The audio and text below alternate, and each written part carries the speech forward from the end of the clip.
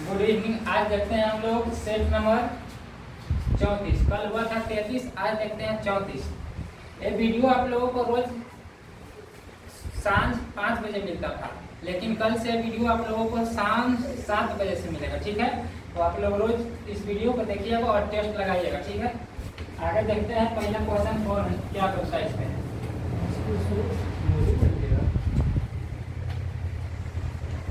पहला क्वेश्चन कहता है सेट नंबर 34 के कि निम्नलिखित विद्वान में से कौन हड़प्पा सभ्यता का सर्वप्रथम खोज करता था, यानी कि हड़प्पा सभ्यता का खोज कौन किया था। तो हड़प्पा सभ्यता का खोज दयाराम साहनी ने किया था। हड़प्पा सभ्यता की खोज दयाराम साहनी ने किया था। तो कब किया था? तो 1921 ईस्वी में किया था। और अगर यही बोलता कि मोहनजोदड़ो का खोज किसने किया था, तो मोहनजोदड़ो का खोज रामदास बनर्जी ने 1922 में किया था। चलिए आगे देखते हैं 2 नंबर। दूसरा नंबर कहता है कि ईवीएम का प्रयोग भारतीय चुनावों में कब से प्रारंभ हुआ। तो ईवीएम का चुनाव भारतीय चुनाव में कब से प्रारंभ हुआ? तो 1998 से प्रारंभ हुआ। तीसरा नंबर बोलता है कि स्थानांतरणशील कृषि की शुरुआत सर्वप्रथम कहां से हुई। तो कहां से हुई? थाईलैंड से हुई थी। आगे देखिए 4 नंबर।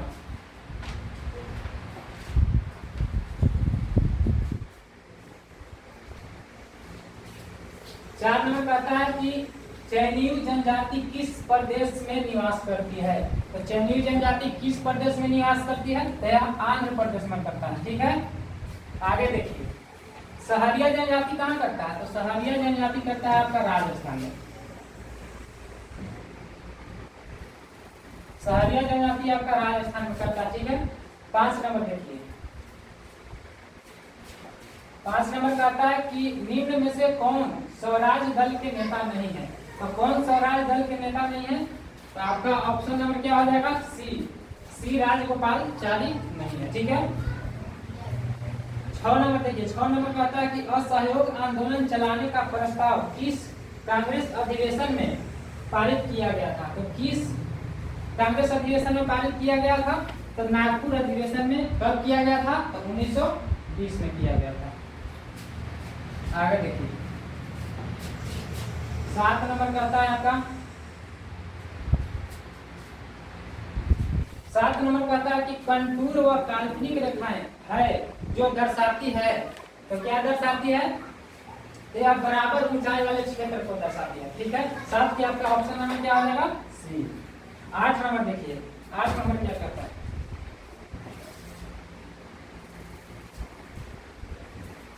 8 नंबर कहता है कि पंचायती राज को संवैधानिक स्थिति प्रदान करने की संतुष्टि सर्वप्रथम किस समिति द्वारा दी गई थी। तो किस समिति द्वारा दी गई थी?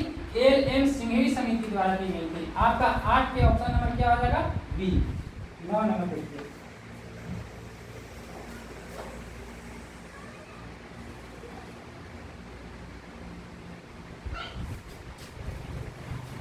9 नंबर कहता है कि स्वपरागन का परिणाम क्या होगा। तो स्वपरागन का परिणाम क्या होगा? तो यह अंतःप्रजनन होगा। 10 नंबर देखिए। 10 नंबर कहता है कि सार्वत्रिक गुरुत्वीय स्थिरांक का विमीय सूत्र क्या होगा। विमीय सूत्र बताना है। तो विमीय सूत्र क्या हो जाएगा? m के पावर माइनस l के पावर 3 और t के पावर -2। अगर यही पूछता कि बल का बीमा क्या होता है, तो बल के बीमा होता है ml के पावर -2। ये बल का बीमा हो जाएगा। आगे देखिए 11 नंबर। 11 नंबर क्या बोलता है? 11 नंबर बोलता है कि किस भारतीय कंपनी ने Stirling and Wilson solar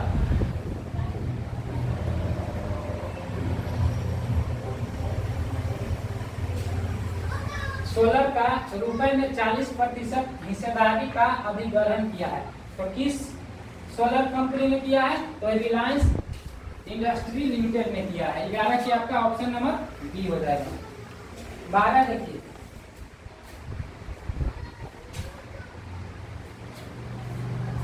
12 number कहता है कि मानव शरीर में संक्रमण को रोकने में मदद करने वाला विटामिन कौन है?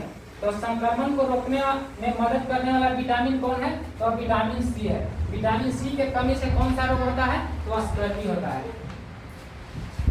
और अगर यही विटामिन ए की कमी से क्या होता है? तो रतौंधी होता है।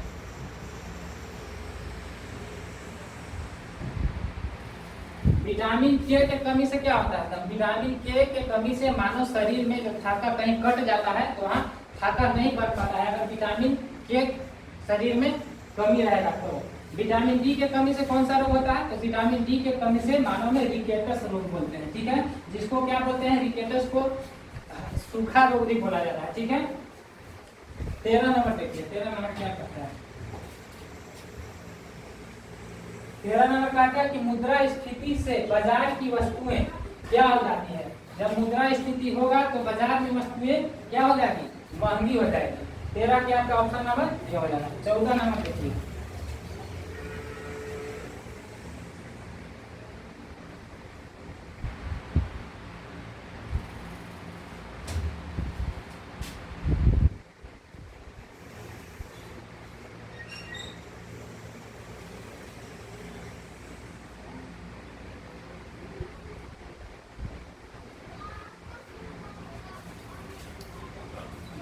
चौदह नंबर कहता है कि भारत के पूर्व प्रधानमंत्री की जीवनी पर लिखी गई पुस्तक अटल बिहारी वाजपेयी की लेखिका कौन है? तो इसका लेखिका कौन थी? अटल बिहारी वाजपेयी पुस्तक के लेखिका कौन थी? तो वह थी सागरिका घोष थी। 14 के आपका ऑप्शन नंबर क्या हो जाएगा? डी। 15 देखिए,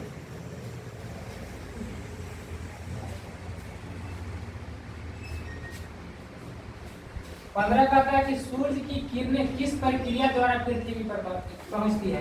तो सूर्य की जब किरण पृथ्वी पर पहुंचती है वह विकिरण विधि द्वारा पहुंचती है।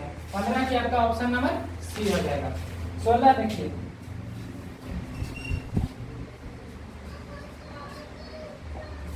16 नंबर कहता है कि संविधान सभा के अल्पसंख्यक उप समिति के अध्यक्ष निम्न में से कौन थे? तो अल्पसंख्यक उप समिति के अध्यक्ष कौन थे? तो एच.सी. मुखर्जी थे। 16 के आपका ऑप्शन नंबर बी हो जाएगा। 17 देखिए,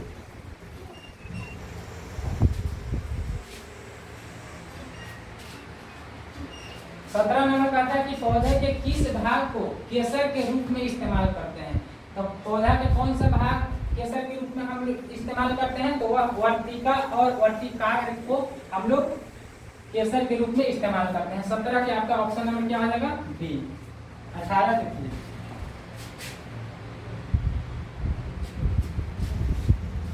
18 कहता है कि निम्न में से कौन आभासी बल है? तो आभासी बल कौन है? तो अब केंद्रीय बल को आभासी बल भी कहते हैं। ठीक है, तो 18 के आपका क्या हो जाएगा? Option number C. सी होगा। 18 के आपका ऑप्शन नंबर सी हो जाएगा। अब केंद्रीय बल। 19 नंबर देखिए,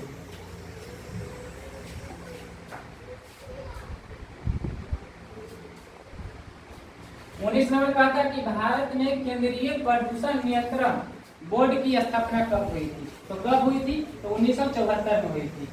19 के आपका ऑप्शन बी हो जाएगा।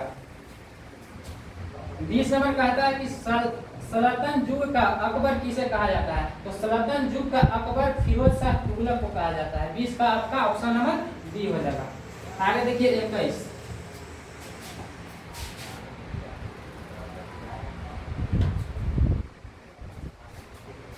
कहता है कि पाल घाट निम्नलिखित में से किन के मध्य स्थित है? तो पाल घाट किन के मध्य स्थित है? तो नीलगिरी और अन्नामलाई पहाड़िया के बीच स्थित है। 21 के आपका ऑप्शन नंबर बी हो जाएगा। 22 देखिए, 22 कहता है कि संविधान की अनुसूची 6 इनमें किस राज्य में लागू नहीं होती है? तो कौन सी राज्य में लागू नहीं होती है? तो यह हो जाएगा आपका ऑप्शन नंबर बी, मणिपुर में लागू नहीं होता है। 23 नंबर देखिए,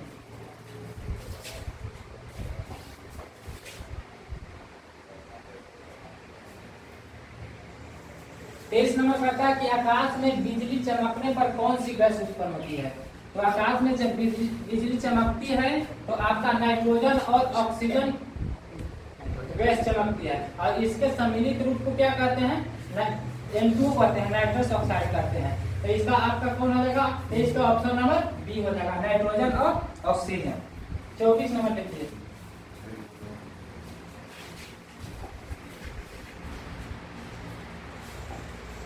24 नंबर का आता है कि भारत की सबसे लंबी झील कौन सी है? तो भारत की सबसे लंबी झील कौन है? नाग झील, जिसको हम लोग क्या बोलते हैं? वेम्बनाड झील। वेम्बनाड झील यह कहाँ में है? यह केरल में है। यह कहाँ है? केरल में। कोलेरू झील कहाँ है? तो कोलेरू झील आपका मध्य प्रदेश में हो जाएगा, तमिलनाडु में हो जाएगा। आंध्र प्रदेश। कोलेरू झील कहाँ है? आंध्र प्रदेश।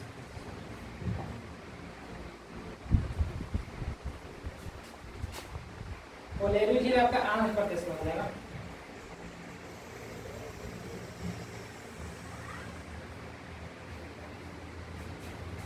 पच्चीस नंबर देखिए, 25 नंबर क्या करता है?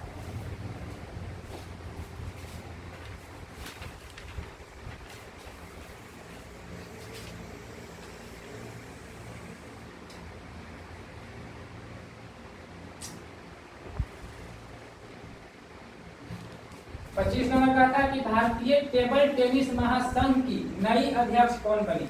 तो भारतीय टेबल टेनिस महासंघ की नई अध्यक्ष कौन बनी थी? तो गीता मित्तल बनी थी। 25 क्या आपका ऑप्शन नंबर ए हो जाएगा। 26 देखिए, 26 थोड़ा सा लंबा है, बढ़िया है। 26 कहता है कि संसद के दोनों सदनों का संयुक्त अधिवेशन आयोजित होता है। तो संसद के दोनों सदनों का संयुक्त अधिवेशन आयोजित कब होता है? जब ऐसा विधेयक पर विचार करने और उसे पराजित करने के लिए जिस पर दोनों सदनों का मतभेद हो, तभी संयुक्त अधिवेशन आयोजित होगा। यानी कि 26 का आपका क्या हो जाएगा? ऑप्शन नंबर बी, 4, केवल 4 होगा। 27 देखिए,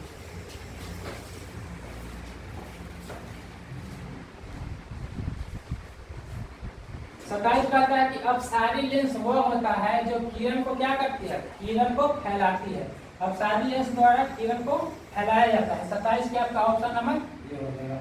28 देखिए,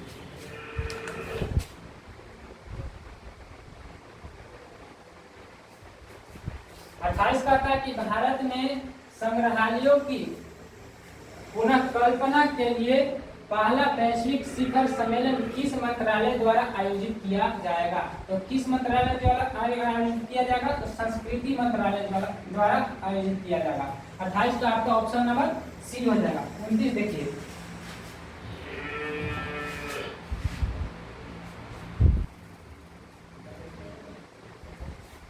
नंबर कहता है कि चिदंबरम किसकी रचना है? तो चिदंबरम किसकी रचना है? तो सुमित्रानंदन पंत जी का रचना है। 29 का आपका ऑप्शन नंबर ये हो जाएगा। कहता है 30 नंबर की प्रत्येक आवर्त का अंतिम सदस्य क्या होता है? तो प्रत्येक आवर्त का अंतिम सदस्य क्या होता है? तो यह एक निष्क्रिय गैस होता है। ठीक है, 30 का आपका ऑप्शन नंबर क्या आ जाएगा? सी। 31 देखिए,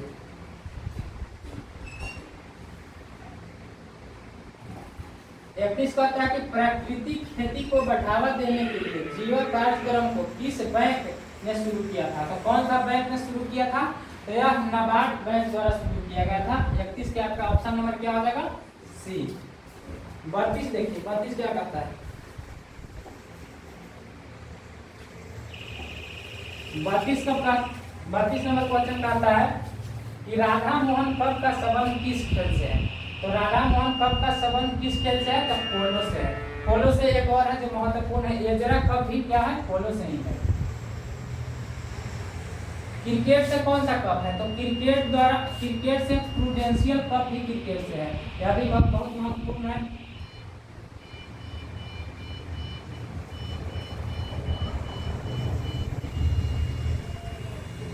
रोवर्स कप किससे है? तो रोवर्स कप आपका फुटबॉल से हो जाएगा। रोवर्स कप किससे हो जाएगा? फुटबॉल से।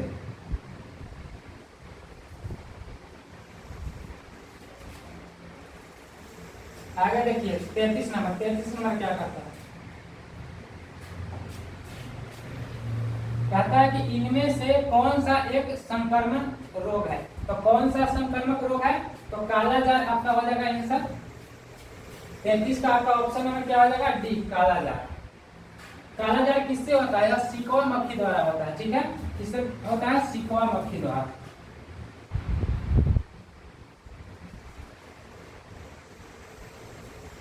34 देखिए,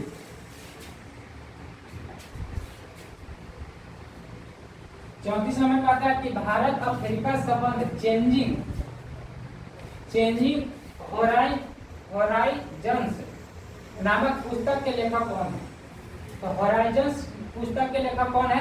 तो राजीव कुमार भाटिया हो जाएगा। 34 के आपका ऑप्शन नंबर बी। 35 देखिए, 35 क्या करता है?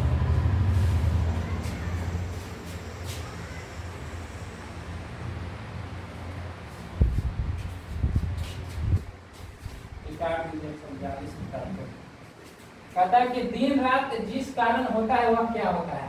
तो दिन रात कब होता है? जब भू परिभ्रमण होता है तब, जिसको हम लोग क्या बोलते हैं? रोटेशन भी बोलते हैं, इंग्लिश में रोटेशन बोला जाता है। 36 नंबर देखिए, 36 कहता है कि राष्ट्रपति संविधान के किस अनुच्छेद के तहत भारत के मुख्य न्यायाधीश के समक्ष शपथ ग्रहण करता है? तो अनुच्छेद 60 के तहत शपथ ग्रहण करते हैं। 36 के आपका ऑप्शन नंबर क्या हो जाएगा? बी हो जाएगा। आगे देखिए 37 नंबर,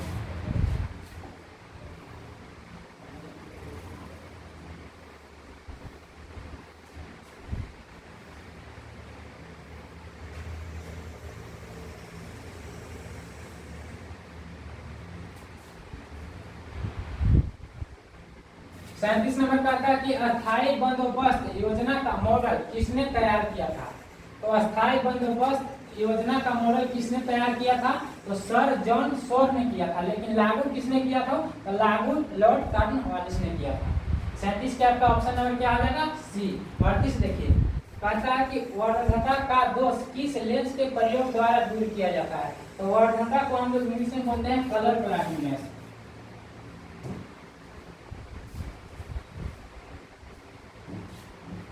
कलर ब्लाइंडनेस ठीक नहीं होता है कोई भी, ठीक है। तो इसका क्या हो जाएगा? आपका 38 के ऑप्शन नंबर डी हो जाएगा। कलर ब्लाइंडनेस को हम लोग कोई भी लेंस द्वारा दूर नहीं कर सकते हैं। इसमें रंग पहचानने की शक्ति जो है कम हो जाता है। 39 नंबर देखिए, आगे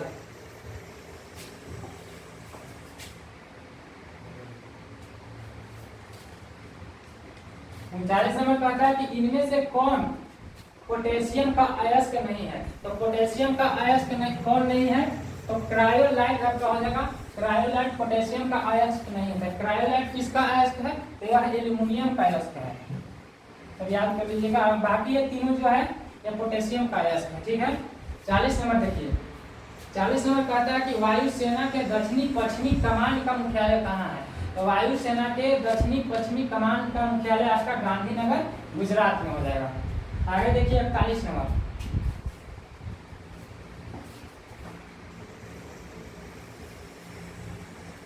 कहता है कि निम्नलिखित में से कौन सही सुमेलित नहीं है? इसमें जो गलत है उसको हमको चुनना है, ठीक है। कहता है कि विश्व मलेरिया दिवस 25 अप्रैल को मनाया जाता है, यह सही है। आगे कहता है कि विश्व जल दिवस कब मनाया जाता है? तो 22 मार्च को, यह भी सही है। विश्व हिंदी दिवस कब मनाया जाता है? तो 10 जनवरी को विश्व हिंदी दिवस मनाया जाता है।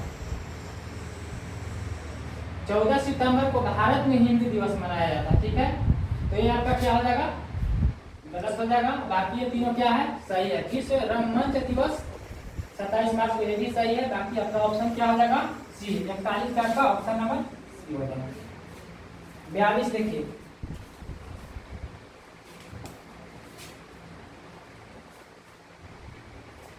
कहता है कि निम्नलिखित में कौन सही सुमेलित नहीं है? इसमें भी सुमेलित करना है कि कौन गलत है। तो पेंसिलिन पे किसने खोज किया था? तो अलेक्जेंडर फ्लेमिंग ने किया था, यह सही है।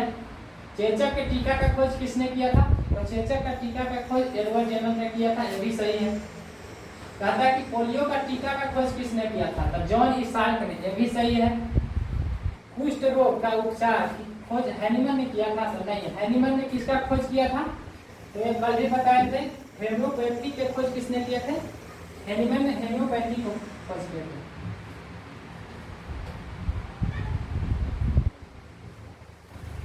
आपका 42 में कौन हो जाएगा? Option number D. 43 लिखिए।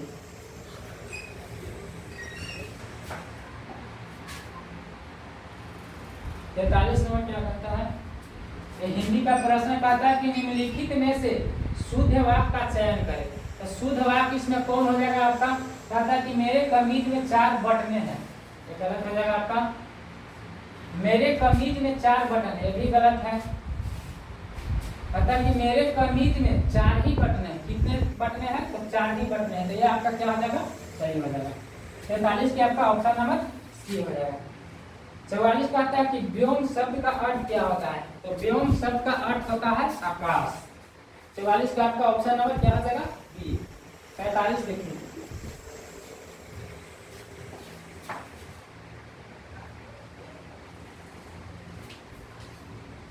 45 नंबर कहता है कि ऐसा अकाल जिसमें भिक्षा भी न मिले।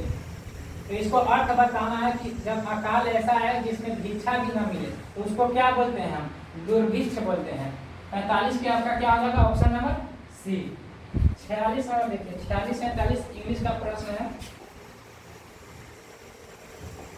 कहता है कि one of this is not singular identity it.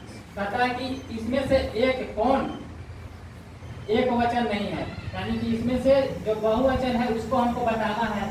ठीक है, तो कौन बहुवचन हो जाएगा इसमें? तो बुक तो है एक ही वचन, जानिए सिंगुलर वर्ब सिंगुलर है। इकोनॉमिक्स भी सिंगुलर है, माउस भी सिंगुलर है। डाटा, डाटा आपका क्या हो जाएगा?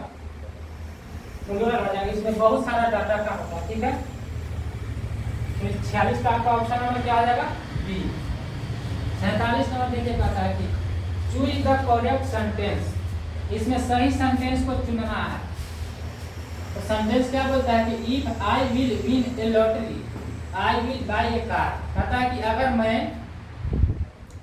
मैं एक लॉटरी जीतूंगा तो मैं एक कार खरीदूंगा। इसका इंग्लिश में क्या होगा? तो इसका हो जाएगा if I will win A lottery I will buy A car. आपका 47 का ऑप्शन नंबर ये हो जाएगा, यही सही है। ठीक, इसका हिंदी हुआ कि अगर मैं एक लॉटरी जीतूंगा तो मैं एक क्या खरीदूंगा? कार खरीदूंगा। ठीक है, आगे देखिए 47 नंबर।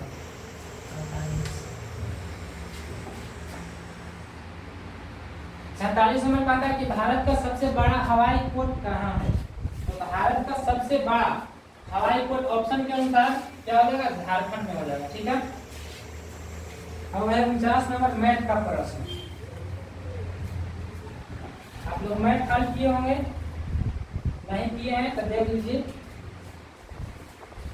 कहता है कि यदि ए बी तथा सी डी एक दूसरे को ओ बिंदु पर काट रहे हो तथा ए और सी बराबर 30 डिग्री हो तो ए और डी का समतुल्य मान क्या होगा? तो पहले देखिए, कहता है कि ए बी तथा सी डी ओ बिंदु पर काट रहे हैं। ओ मान लेते हैं कि बिंदु यहाँ है, तो ए बी काट रहे हैं तो ए हो जाएगा ई और क्या हो जाएगा? बी हो जाएगा ई आपका, और सी क्या हो जाएगा? ई, और डी हो जाएगा ई। ओ बिंदु पर चार दोनों रेखाएं काट रही है। तो कहता है कि कोण ए ओ सी बराबर 30 डिग्री है। कोण ए ओ सी बराबर कितना है? दिया हुआ है 30 डिग्री।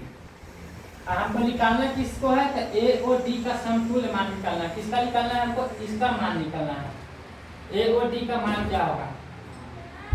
तो ए और डी का मान क्या हो जाएगा? देखिए, तो कोण ए ओ सी बराबर कोण ए ओ डी, ये क्या है? यह शीर्षक विमुख कोण है।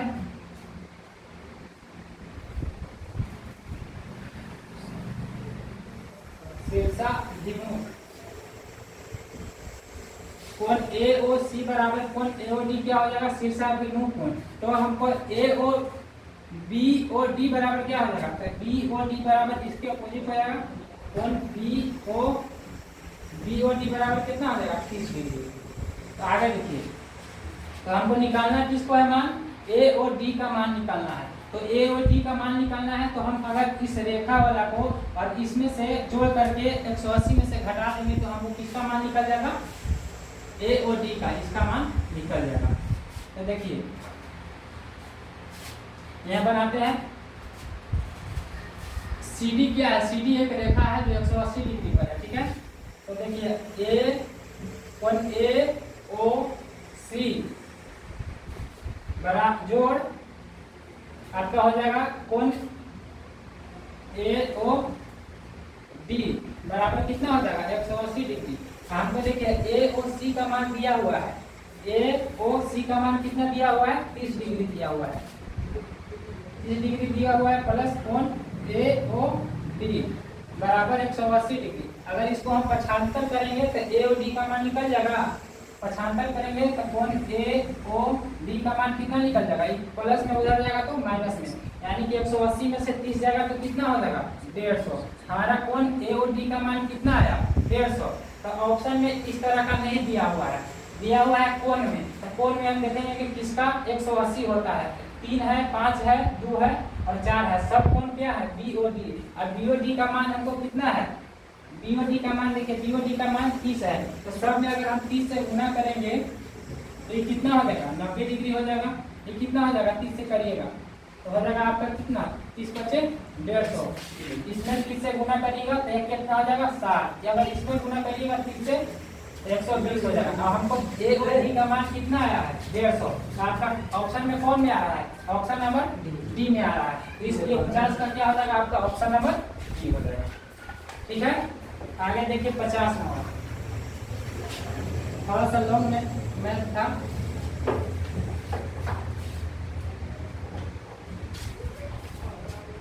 50 नंबर कहता है कि यदि एक घन की सभी भुजा को 50% बढ़ा दिया जाए तो उसका पृष्ठीय क्षेत्रफल में प्रतिशत वृद्धि होगा, यानी कि कितना प्रतिशत का वृद्धि होगा? तो पृष्ठीय क्षेत्रफल बराबर हम जानते हैं क्या होता है? 6 गुने भुजा स्क्वायर, यानी कि A का स्क्वायर। A का स्क्वायर हमको अगर मान निकालना है, अगर वृद्धि बोल रहा है तो हम लोग एक सूत्र जानते हैं, उस पर बैठा देंगे तो इसका मान निकल जाएगा। ये भी फार्मूला पर दिया बन जाएगा, तो बैठा दीजिए स्क्वायर के रूप में। तो हम लोग बनाना जानते हैं कितना वृद्धि कर रहा है? 50%। तो 50% वृद्धि कितना बार होगा? A स्क्वायर है, 2 बार करना है 50% का वृद्धि। यहाँ प्लस प्लस क्या हो जाएगा? प्लस 50 गुने 50 बटा 100।